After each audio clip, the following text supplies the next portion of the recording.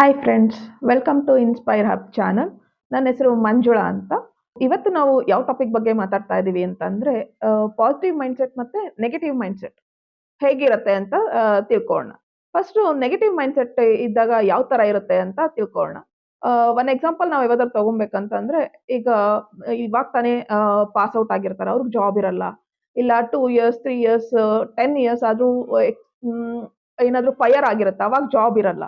So ಅಂತ situation ಅಲ್ಲಿ ಏನಾಗುತ್ತೆ ಅಂತ ಅಂದ್ರೆ, ಅಯ್ಯೋ ನನ್ಗೆ ಜಾಬ್ ಇಲ್ಲ, ಏನ್ ಮಾಡೋದಿವಾಗ ಅಂತ ಇರ್ತಾರೆ. ಮತ್ತೆ ಅವ್ರಿಗೆ ಜಾಬೇ ದೊಡ್ಡದಾಗ್ಬಿಟ್ಟಿರುತ್ತೆ. ಮತ್ತೆ ಯಾರ ಹತ್ರ ಮಾತಾಡಕ್ಕೂ ಆಗಲ್ಲ. ಒಂಥರ ಫೀಲ್ ಆಗ್ತಾ ಇರುತ್ತೆ, ನನಗ್ ಜಾಬ್ ಇಲ್ಲ ಅಂತ.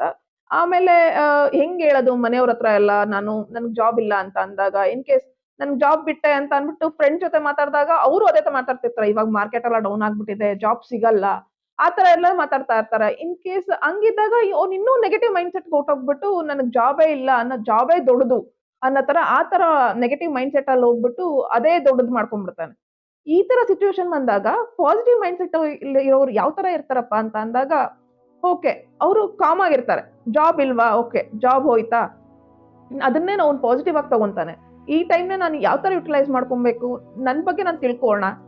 ಪ್ಲಸ್ ಜಾಬನ್ನು ಸರ್ಚ್ ಮಾಡ್ತಾ ಇರೋಣ. So job is the part of life. ಜಾಬೇ ನಾನಲ್ಲ. ಸೊ ಜಾಬ್ ಅನ್ನೋದು ಪಾರ್ಟ್ ಆಫ್ ಲೈಫ್ ಆಗಿರುತ್ತೆ.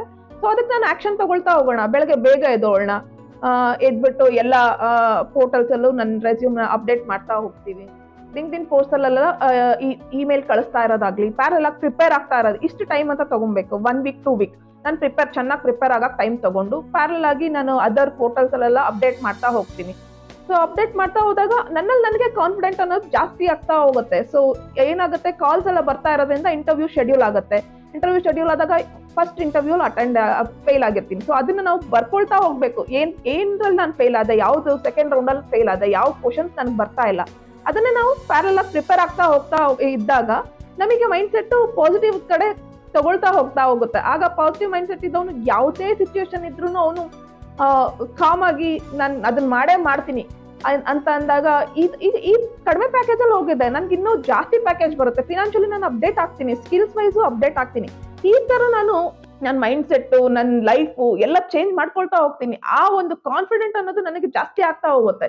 ಈ ಟೈಮಲ್ಲೂ ಇರ್ತಾರೆ. ಈ ಟೈಮಲ್ಲೂ ಫ್ರೆಂಡ್ಸ್ ಬಂದ್ಬಿಟ್ಟು, ಇಲ್ಲ ನಿನ್ ಕಡಿಮೆ ಪ್ಯಾಕೇಜ್, ನಿನ್ ಜಾಬ್ ಇಲ್ಲ, ತಗೊಂಡ್ಬಿಡು ಅಂತ ಅಂದಾಗ್ಲೂ ಆ ಪಾಸಿಟಿವ್ ಮೈಂಡ್ ಸೆಟ್ ಇದ್ದವನು ಅವನಿಗೆ ಜಾಸ್ತಿ ಕಾನ್ಫಿಡೆಂಟ್ ಇರೋದ್ರಿಂದ, ಇಲ್ಲ ನಾನು ಅದನ್ನ ತಗೊಳ್ತೀನಿ.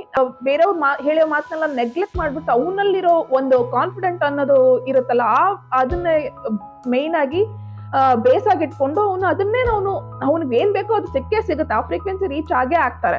ಸೊ ಇದೇ ರೀತಿ ಅವನು ಕಾಮ್ ಆಗಿರ್ತಾನೆ, ಯಾವುದೇ ಸಿಚುವೇಶನ್ ಬಂದ್ಲು ಹ್ಯಾಂಡ್ಲ್ ಮಾಡ್ತಾನೆ.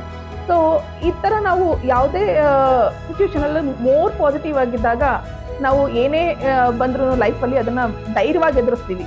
ಸೊ ಈ ತರ ನಾವು ಯಾವಾಗಲೂ ಪಾಸಿಟಿವ್ ಆಗಿರ್ಬೇಕು ಅಂತ ಹೇಳಕ್ ಇಷ್ಟಪಡ್ತೀನಿ. ಈ ಚಾನಲ್ನ ಸಬ್ಸ್ಕ್ರೈಬ್ ಮಾಡಿ, ಶೇರ್ ಮಾಡಿ, ಲೈಕ್ ಮಾಡಿ, ನಿಮ್ಮ ಫ್ರೆಂಡ್ಸ್ಗೂ ಹೇಳಿ ಈ ಚಾನಲ್ ಬಗ್ಗೆ. Thank you.